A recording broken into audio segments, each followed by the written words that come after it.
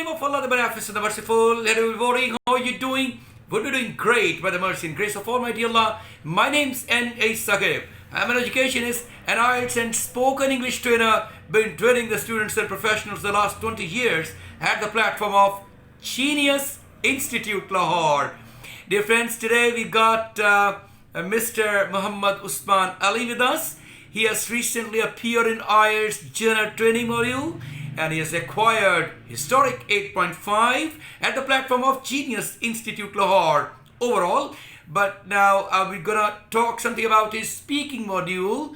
He has got 8.5 as well in speaking, so we'll be just talking a little bit about his module. How did he acquire this band score, and what are the topics involved in the examination, and how was his experience overall. We'll be just having a bit of informal gossip regarding this topic. So, how are you doing? Not too bad, not too bad. Thank you very much, Mr. Usman. Congratulations once again. Thank you. You got a wonderful result, and you got a historic, rather record-breaking result, the 8.5. Overall, in 8.5 speaking module as well. We were just talking a little bit about speaking module, and I'll be asking you certain questions about your practical examination experience.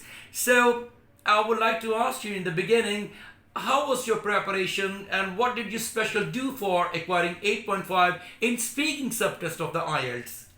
Okay, so when it comes to speaking, the first thing that we did, or the first thing that you taught us, were the basic principles of the speaking test, the basic principles on the basis of which we were going to be assessed.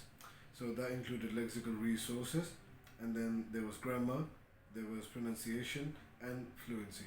These were the four principles or the four marking criteria of the speaking module itself. That's the examiner criterion of assessment. He examines you 100% by having a split of four different things. What are those? Number one is pronunciation, then is fluency, then lexical resource, and then it's the grammar and accuracy. So we'll be just having a bit of understanding from Mr. Usman. So what do you mean by pronunciation? That's the 25% of your marking criterion. So when it comes to pronunciation, you taught us that you need to, like, whatever you say should be understood by the listener. So whatever word... In case of examination, by the examiner. Examiner, yes, exactly. So like if you're speaking a word, it is your responsibility to pronounce it in such a way that the examiner is able to understand it. Absolutely, that's very brief interpretation of what I told him. And about fluency, do you mean to speak very fast in fluency, or speaking very with a great smooth and rhythm? No, actually not at all.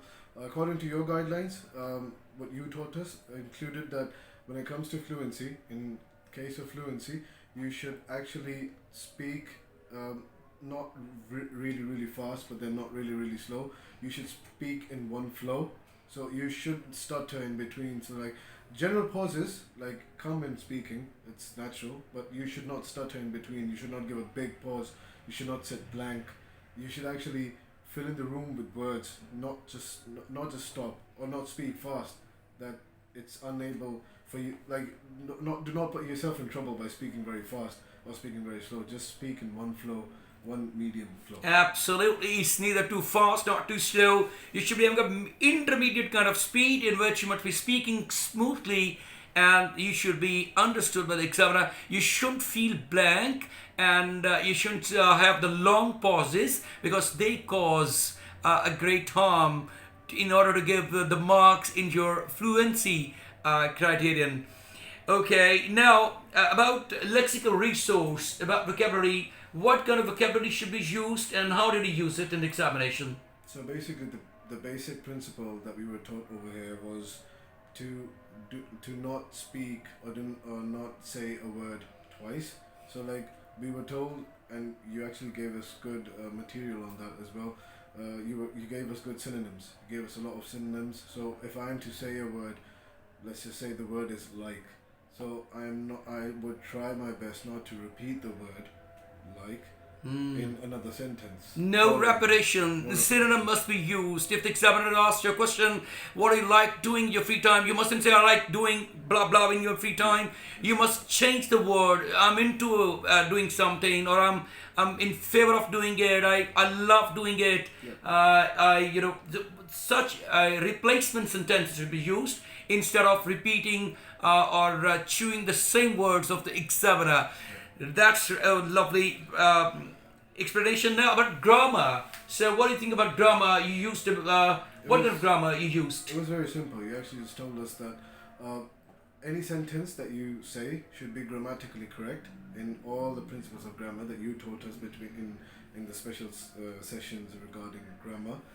It should any sentence structure should fall within the boundaries of the English grammar principles. It should not be grammatically incorrect. So should always be grammatically. Absolutely. And then about I gave them the principles of three different phases or three different parts of the speaking module: part 1, part 2, and part 3. Part 1 is majorly about present tenses. Yes. Part 2 is about past tenses, and part 3 is about future tenses. But it doesn't mean you can't use other tenses. You can use where it is appropriate to be used.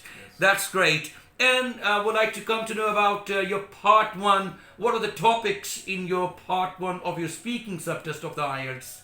So in case of part 1, it was majorly about majorly about myself. So like the examiner would ask me questions about myself, which included my name, my background, my nature of work, my education, where I live, my hometown, and questions like that. So it's majorly about what the person's background is, like background information. That's absolutely it's about the introduction of the person.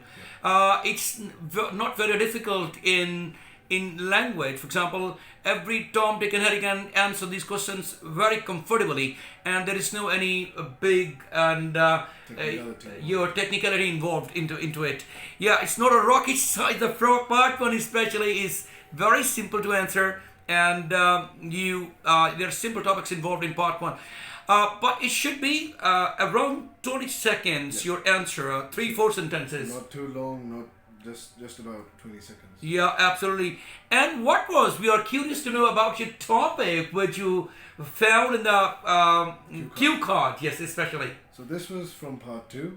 So the cue card that I was given was about my favorite place that I have went to or I would want to visit.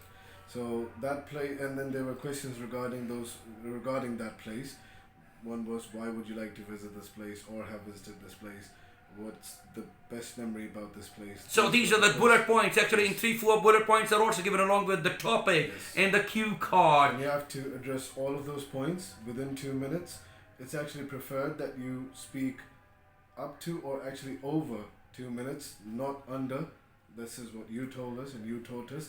But you should have a sense of how to summarize everything, all the bullet points in 2 minutes. You should not miss a point. If the examiner has to interrupt you in between, that your time is up and you haven't covered a point, that would be a negative aspect on your mark.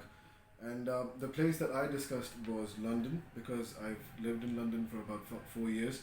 So I explained everything about London and I addressed all the bullet points within 2 minutes. It was actually 2 minutes and 10-12 seconds, if I'm not wrong. That's lovely. Talking about your practical experience, it's easy to answer when you're talking about your practical experiences of life because you know about everything, and it's easy for you to understand and easy for you to answer those questions. Now, about your part 3, normally the questions are regarding the part 2 topic or having the relevance with your part 2 topic. What was your strategy of answering part 3 questions? According to your guidelines, I actually went according to your guidelines and it helped me a lot. And the guidelines included that I be as much analytical or comprehensive as possible. So I have to give a comparative analysis and I have to stay that way in those questions. So the questions are majorly related about part 2. It was just an extension of part 2 in my perspective anyway. And I would give answers as much as possible in the future tense But again, that did not mean that I would say a sentence that was incorrect grammatically. So I kept it that way, and it was a very good thing.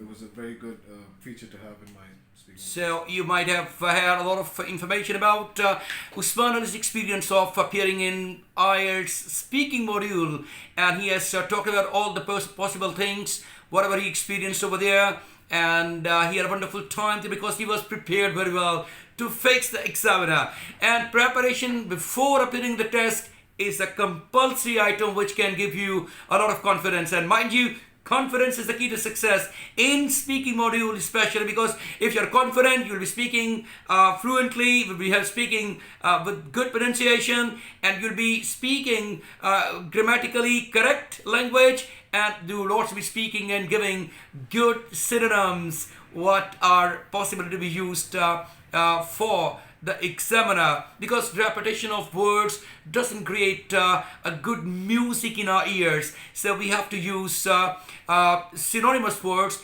in order to please the examiner, and if the examiner is pleased, he is likely to give you a good band scores. My dear friends, I'll see you with another sub-test information of Mr. Muhammad Usman Ali. Stay connected. See you soon. God bless you all and take care.